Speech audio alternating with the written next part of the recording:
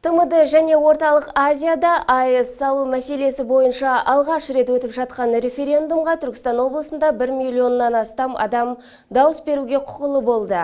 Барлық аудан қала бойынша 945 референдум учаскесі, оның ішінде келесте 61 референдум учаскесі жұмыс жасады. Таңғы сағат 7:00-ден кезекке тұрған халық өз таңдауларын жасауға асықты. Сырлы өлке басшысы Жәнібек Ағыбаев та өз құқығын пайдаланып, елімізде өтіп жатқан 4-ші референдумға қатысып дауыс берді. Экономикалық маңызы бар бұл күнде Келес ауданының жұртшылығы өзгелерден қалыс қалмады. Таңмен таласа референдумға келген тұрғындар тұрғылықты мекен-жайы бойынша өз дауыстарын берді. Алғашқылардың бірі болып референдумға қатысқан Жәнібек Ағыбаев та ел ертеңі үшін маңызы зор күнде конституциялық құқығын пайдаланып таңдау жасады. Атом электр станциясының құрылысына қатысты сауалнамада екі ғана жауап бар. Бірі иә, бірі жоқ. Ауқымды өзгерістерді талап ететін таңдауды халықтың қалауына қалдырған референдумға ауданның ақсақалдары да белсене атсалысты. Біздің президентіміз Тоқаев халыққа жолдау жолдады.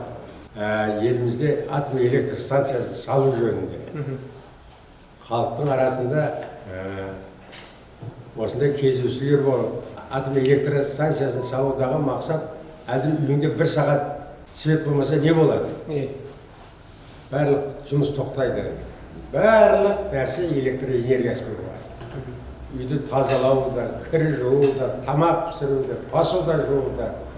Міне, мысалы осы оңтүстік пен Алматы облыстарына есімде 9 миллион халық осы біздің оңтүстік жақта тұрады. Бізде электр энергия көбі жетпейді. Әзір сол үшін бұл біздің президентіміздің мақсаты халықтың тұрмысын, әл-ауқатын жақсару. Әрбір дауыс маңызды болған тарихи референдумға бұл менің азаматтық борышым деп білген барлық тұрғындар қатысты.